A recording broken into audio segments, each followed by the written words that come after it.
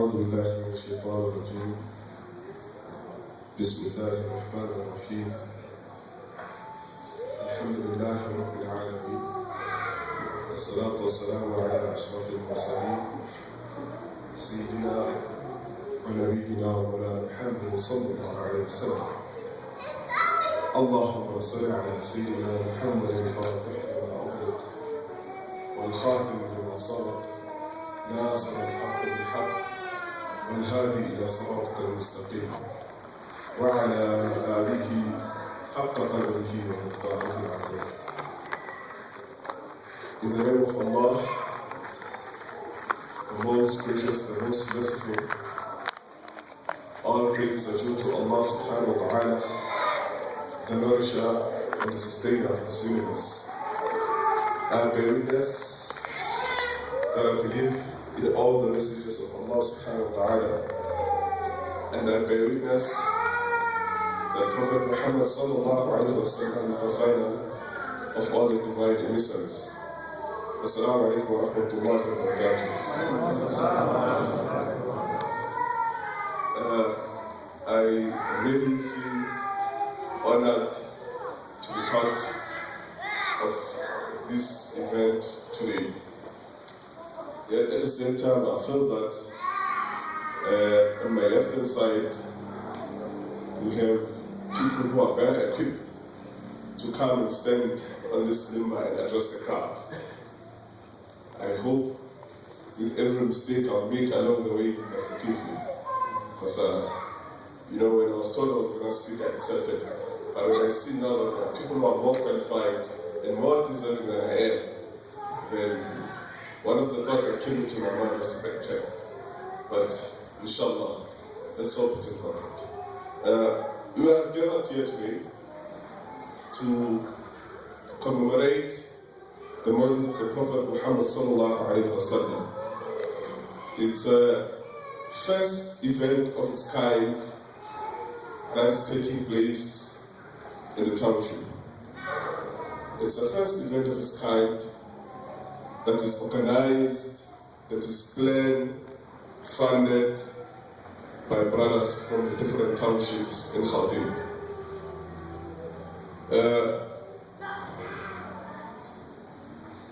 When we look at our lives before Islam, and when we look at our lives in Islam, one would realize that it is more befitting for us in the township to sit down and commemorate the birth of the Prophet Muhammad sallallahu alaihi wasallam, because this is a human being that Allah subhanahu wa ta'ala referred to him as rahmatan lil alameen. وَمَا أَرْسَلْنَاكَ إِلَّا رَحْمَةً لِلْعَالَمِينَ. You have not sent the O Prophet Muhammad sallallahu alaihi wasallam, but as a message to all mankind. And 1,400 and something years in Islam, today in a township, we are sitting and we are saying La ilaha illallah Muhammad Rasulullah. Today in a township, we are having Muslims that are able to stand and make salah 5 times. We have our guest coming in, Dlamini Mosque from America. Welcome you. Marhaban.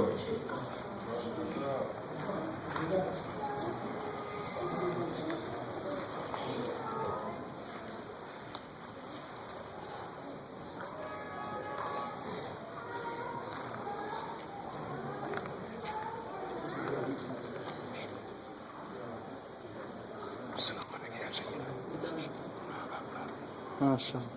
السلام عليكم.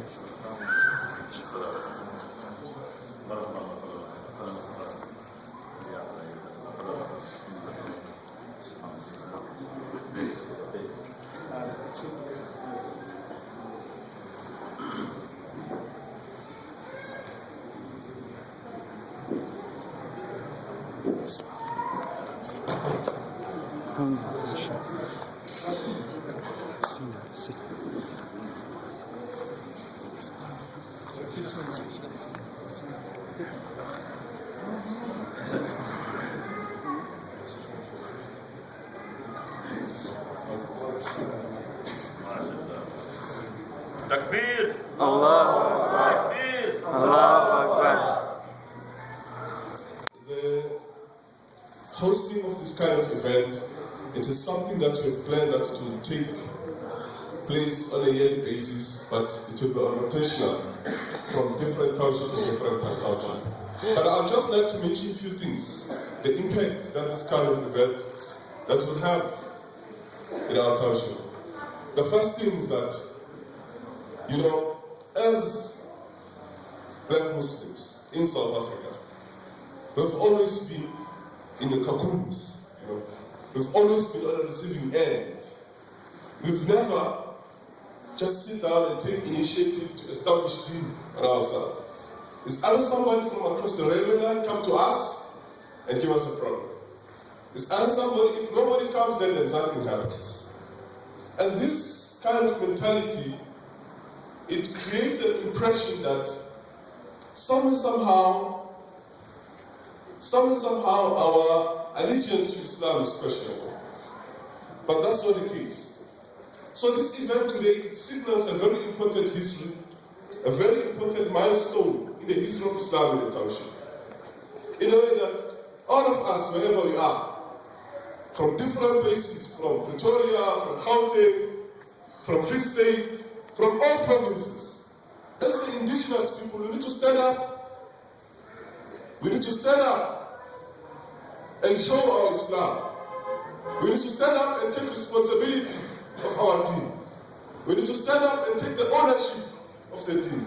When you have a car, you don't expect the next man to put petrol in your car.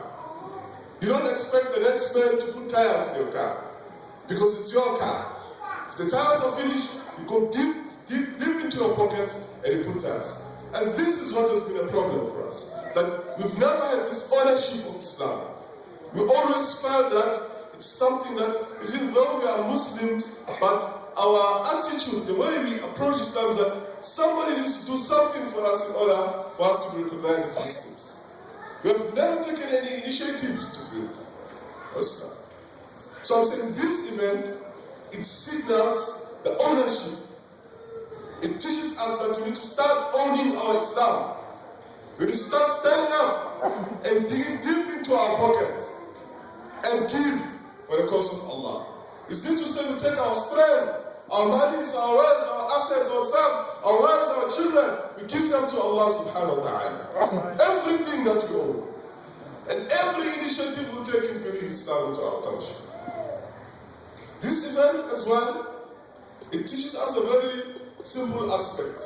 One of the things I've been learning is that I've attended a lot of workshops and teachings about dawah and all these things. But one of the main things I've realized that there is one aspect that many people are failing and are not recognizing. Is that they are forgetting the giants of dawah in Africa. It's that they are forgetting the spiritual luminaries, people who have changed communities, tribes, and have never studied their methods and how these people changed it. Why are we saying today Senegal is 98% Muslim? Why are we saying Somalia is 100% Muslim? Why are we forgetting this kind of people?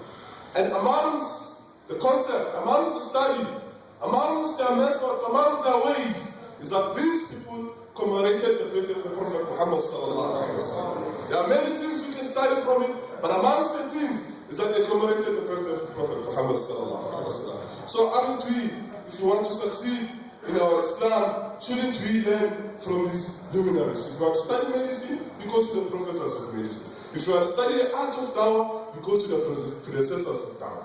You study the lives of the shuyukh who have changed millions and millions in Africa.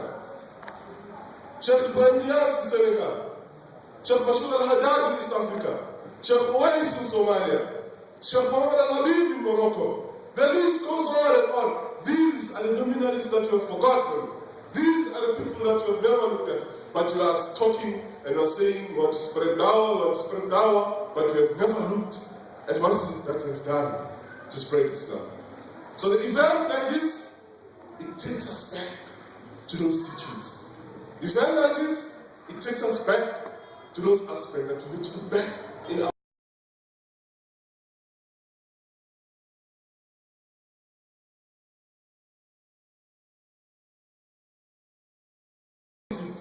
that they're following, millions of followers all around the world.